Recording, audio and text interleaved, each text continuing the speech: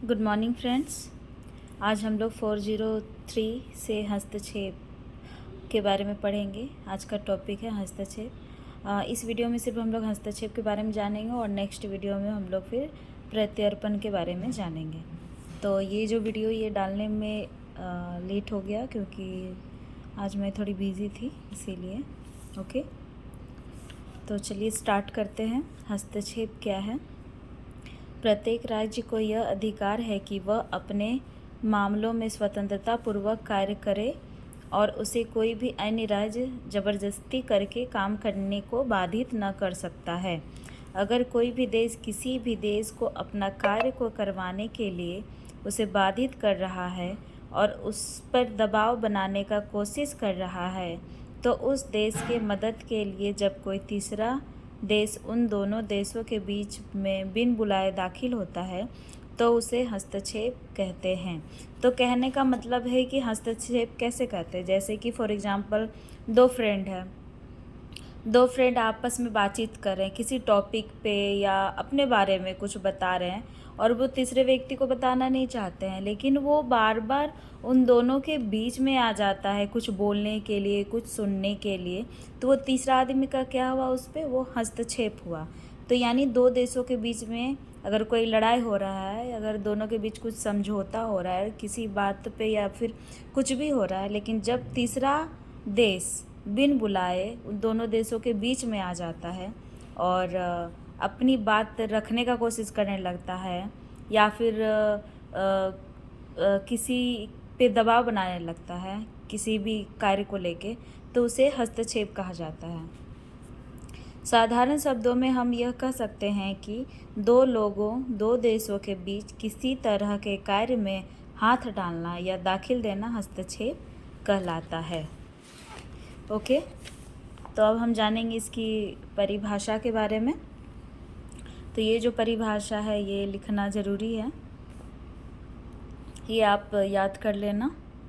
Oppenheim के अनुसार किसी राज्य द्वारा अन्य राज्य के मामलों में दखल देना हस्तक्षेप कहलाता है। तो ओपेनहाइम का भी यही कहना है कि दो देश जब बात कर रहे हैं और उस दोनों देशों के बीच में अगर कोई दखल देता है तो उसे हस्तक्षेप कहा जाता है।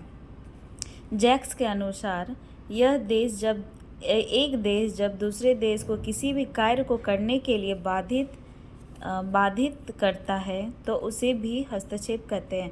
और जब किसी भी देश के कार्य पे जब कोई दूसरा देश उसे बाधित करता है, उसको कार्य न करने के लिए उसे बाधित करता है, उसे नहीं करने देता उसको अपना कार्य, तो उसे भी हस्तक्षेप कहा जाता है। हस्तक्षेप के प्रकार। तो हस्तक्षेप के जो प्रकार हैं वो इस तरह से है: राजनीतिक हस्तक्षेप, सैन्य हस्तक्षेप, आर्थिक हस्तक्षेप, सांस्कृतिक हस्तक्षेप और मानवीय हस्तक्षेप।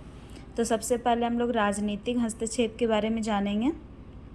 राजनीतिक हस्तक्षेप में किसी अन्य सरकार के कानूनी कार्यों को प्रभावित करना या उसमें हेरफेर करना शामिल है।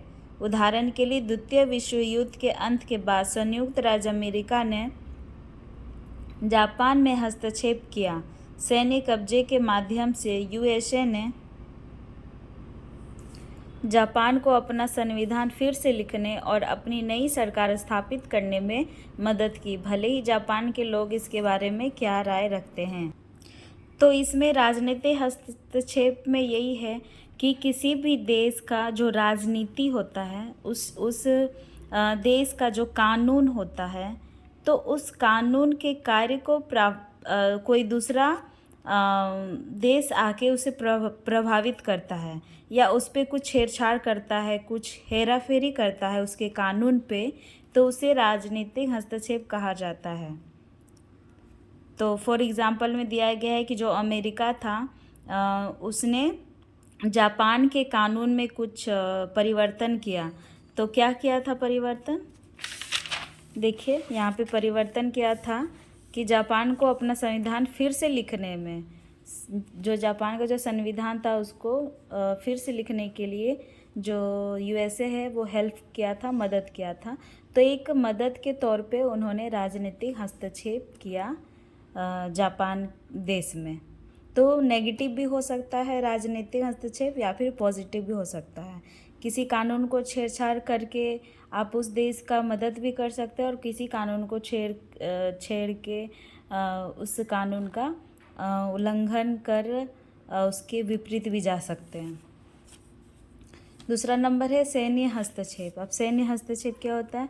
किसी भी देश के आंतरिक स्थिति असुरक्षित है या जो पड़ोसी देश या राज्य से युद्ध में संघर्ष कर रहा है, उस देश के क्रांति का समर्थन करने के लिए सैनिकों का भेजना किसी अन्य देश के द्वारा सैन्य हस्तक्षेप कहलाता है। मतलब सैन्य हस्तक्षेप किसे कहा जाता है? मान लीजिए कि दो देशों के बीच में लड़ाई हो रहा है। अगर कोई देश थोड़ा सैनिक बल पे वो कमज़ोर पड़ रहा है, सैन्य बल पे कमज़ोर पड़ रहा है, तो कोई तीसरा देश उसे अगर अपने सैनिक देता है लड़ाई लड़ने के लिए, युद्ध लड़ने के लिए, तो ये सैन्य हस्तक्षेप कहलाएगा। ये भी एक पॉजिटिव वे में ही हस्तक्षेप होता है। आर्थिक हस्तक्षेप, लेकिन जो अपोजिट वाला देश है उसके लिए नेगेटिव हो जाएगा। यानी जिसे ये सैनिक दे रहा है उसके लिए तो जो सैन्य हस्तक्षेप है वो अच्छा है उसके लिए, लेकिन जिसके साथ वो लड़ रहा है अपोजिट वाला देश, उसके लिए ये नेगेटिव हो गया। तो ये सैन्य हस्तक्षेप इसी को कहते हैं। आर्थिक हस्तक्षेप, किसी भी देश के द्वारा अन्य देश के अर्थव्यवस्था को नियंत्रित करना या कार्य करने के तरीके पर नियंत्रित करना आर्थिक हस्तक्षेप कहलाता है। तो किसी भी देश के द्वारा अन्य देश का अर्थव्यवस्था, मतलब किसी का अर्थव्यवस्था पर अगर कोई देश नियंत्रित कर रहा है या नियंत्रित करना चाह रहा है, या फिर किसी के आर्थिक मामलों में, किसी भी देश के आर्थिक मामलों में, उसके व्यापार के मामलों में कोई दूसरा देश उस पर हस्तक्षेप कर रहा है, तो ये आर्थिक हस्तक्षेप कहलाएगा। मान लीजिए इसमें फॉर एग्जांपल में, जैसे कि अगर किसी भी देश का, जैसे कि हमारा जो झारखंड है वो आर्थिक स्थिति इसका कैसे मतलब अच्छा हो सकता है, पैसा कैसे आएगा? तो यहाँ का खनिज पदार्थ से आएगा। लेकिन कोई जो दूसरा राज्य है यहाँ के खनिज पदार्थ को अगर नष्ट करना चाहेगा या फिर खनिज पदार्थ पर अपना नियंत्रित करना चाहेगा, तो उसका क्या कहलाएगा? ये आर्थिक हस्तक्षेप कहलाएगा। 19वीं और 20वीं सदी की शुरुआत में अमेरिका ने लैटिन अमेरिका में आर्थिक निर्णयों में हस्तक्षेप करने के लिए आर्थिक दबाव और आक्रमण की धमकी का इस्तेमाल करना आर्थिक हस्तक्षेप कहलाता है। तो कब हुआ था ये? 19वीं और 20वीं सदी की शुरुआत में हुआ था।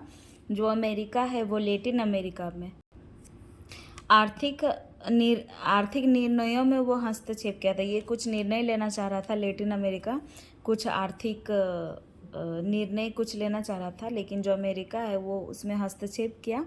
और हस्तक्षेप किस तरह से किया? वो दबाव बनाया, आर्थिक रूप से दबाव बनाया और उस पर आक्रमण करने की उसको धमकी दी, जिसे आर्थिक हस्तक्षेप कहा जाता है। सांस्कृतिक हस्तक्षेप, तो हर देश की अपनी अपनी संस्कृति होती है और लोग उस संस्कृति को मानकर अपने देश में कार्य करते हैं, लेकिन किसी देश के द्वारा अन्य देश को उसकी संस्कृति में बदलाव लाने के लिए या बदलने के लिए जब बाध्य करता है तो उसे सांस्कृतिक हस्तक्षेप कहा जाता है। तो हर देश का अपना संस्कृति होता है।